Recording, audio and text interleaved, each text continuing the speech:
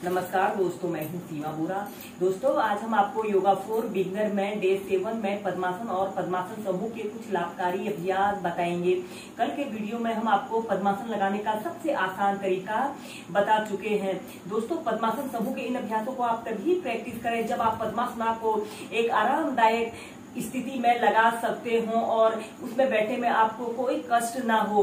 दोस्तों, पद्मासन और पद्मासन समूह के अभ्यासों को करने के लिए सबसे पहले आप पद्मासना को अच्छी तरह से लगाना सीख ले, तभी इन अभ्यासों को आप प्रैक्टिस कर सकेंगे। सबसे पहले आपने ऐसे ही स्टाफ पोज में ऐसे बैठ जाते हैं। अपने राइट पैर को मुड़कर लेफ्ट थाइस के पास ऐसे रख लेते हो, लेफ्ट पैर को भी मोड़कर राइट थाइस के पास ऐसे रख लेते हैं। ऐसे पद्मासना की पोजीशन पर बैठ जाते हैं।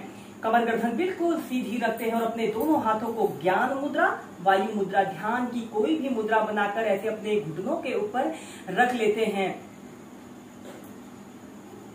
ऐसे ही इस पद्मासना को आप नियमित 10 से 15 मिनट नियमित अपनी दिनचर्या में शामिल कीजिए। यह अभ्यास बच्चों के लिए, स्टूडेंट्स के लिए, युवाओं के लिए विशेष रूप से लाभकारी अभ्यास है। यह अभ्यास बच्चों की स्मरण शक्ति, एकाग्रता को बढ़ाने वाला अभ्यास कहा जाता है। अब इसी में हम करेंगे योग मुद्रासना। ऐसे ही पद्मासना पर आपने बैठ जाते हैं, अपने दोनों हाथों को पीछे से ऐसे इंटरलॉक कर लेते हैं। इसके बाद लंबी गहरी श्वास अंदर भरते हैं और श्वास छोड़ते हुए ऐसे धीरे धीरे ऐसे आगे को झुक जाते हैं। अपने सिर को या फिर अपनी ठोड़ी को जमीन पर स्पर्श करने की कोशिश करते हैं और अपने दोनों हाथों को कोशिश करें कि ऐसे ऊपर को उठा लेते हैं। एक आरामदायक अवधि के लिए 30 सेकंड से लेकर 2 मिनट तक ऐसे ही योग मुद्रासना की पोजीशन पर रहें। धीरे धीरे ऐसे सेंटर में आ जाते हैं। ऐसे ही से अभ्यास को आप 4 से 5 बार प्रैक्टिस करें। इसके बाद पद्मासन समूह का हम नेक्स्ट अभ्यास करेंगे मत्स्यासना। ऐसे ही आपने स्टार पोज में ऐसे बैठ जाते हैं और फिर इसके बाद आपने पद्मासना को लगा लेते हैं। अपने राइट पैर को लेफ्ट थाइस के पास और लेफ्ट पैर को उठाकर राइट थाइस के पास ऐसे रख लेते हैं। ऐसे पद्मासना की पोजीशन पर आ जाते हैं और फिर इसके बाद आपने धीरे धीरे अपनी कोहनियों को ऐसे पीछे रखते हुए, ऐसे अपनी दोनों कोहनियों को पीछे रखते हुए आपने धीरे धीरे ऐसे पीछे की साइड आपने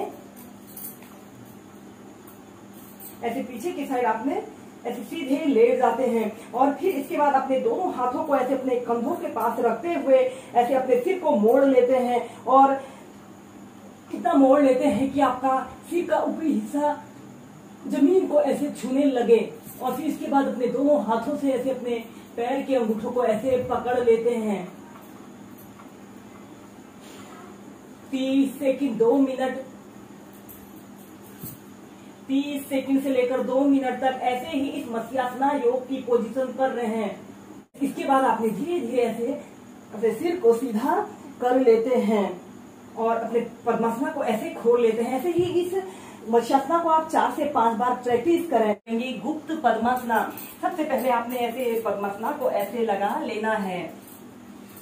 ऐसे पद्मासना को ऐसे लगा लेते हैं और फिर इसके बाद आपने ऐसे पेट के बल ऐसे पद्मासना को लगाकर ऐसे पेट के बल ऐसे सीधे, ऐसे पेट के बल सीधे लेट जाते हैं और अपने दोनों, सबसे पहले अपने दोनों हाथों को ऐसे अपने कंधों के पास ऐसे रखते हैं। श्वास अंदर भरते हुए ऐसे अपने शरीर को पीछे की तरफ स्ट्रेच करते हैं।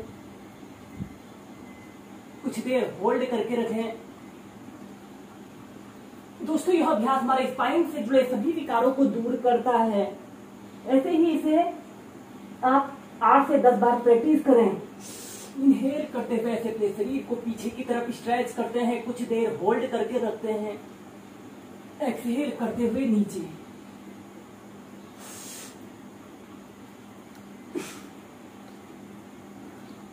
इसके बाद आपने अपने दोनों हाथों को ऐसे अपने पीठ के पीछे से ले जाकर ऐसे प्रणाम मुद्रा बना लेते हैं।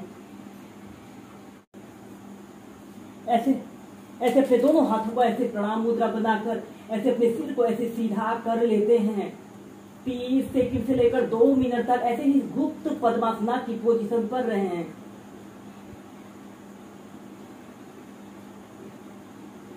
और फिर धीरे धीरे ऐसे अपने हाथों को ऐसे खोल लेते हैं और धीरे धीरे ऐसे प्राइमरी स्टेज में आ जाते हैं। दोस्तों इसके बाद पद्मासन समूह का हम नेक्स्ट अभ्यास करेंगे। गर्भासन योग को करने का सबसे आसान तरीका बताएंगे। दोस्तों गर्भासन योग एक ऐसा अभ्यास है जिसे करने से क्रोध, उत्तेजना, मानसिक द्वंद्व, चिंता, अवसाद जैसे सभी विकार दूर होते हैं। इसे करने के लिए सबसे पहले आपने ऐसे स्टॉप पोज में ऐसे बैठ जाते हैं।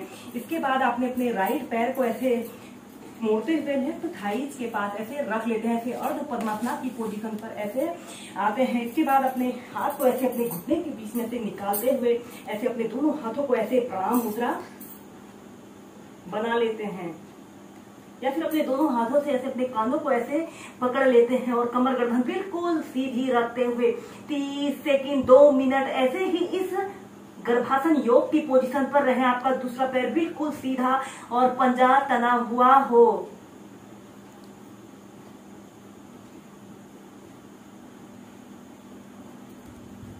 और फिर धीरे धीरे सीधे ऐसे इस अभ्यास को दूसरी साइड से प्रैक्टिस करेंगे। अपने लेफ्ट पैर को ऐसे राइट थाइस के पास ऐसे रख लेते हैं और अपने हाथ को ऐसे अपने घुटने के बीच में से ऐसे निकाल लेते हैं और ऐसे ही प्रणाम मुद्रा बना लेते हैं।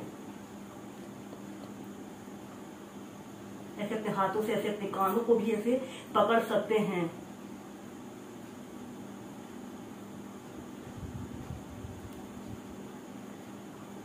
फिर धीरे धीरे सीधे। बाद गर्भासन योग की नेक्स्ट वेरिएशन को करने के लिए आपने अपने राइट पैर को ऐसे लेफ्ट थाइस के पास ऐसे रख लेते हैं और अपने हाथ को ऐसे अपने घुटने के बीच में से ऐसे निकाल लेते हैं। और इसके बाद आपने अपने दूसरे पैर को भी ऐसे घुटने से मोड़ते हुए ऐसे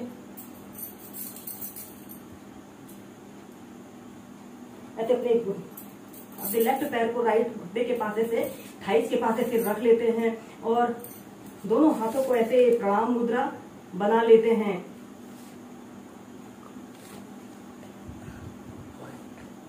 एक आरामदायक अवधि के लिए 30 सेकंड 2 मिनट इसी गर्भासन योग की पोजीशन पर रहें। यह अभ्यास क्रोध, उत्तेजना, मानसिक द्वंद्व, चिंता, अवसाद जैसे सभी विकारों को दूर करता है।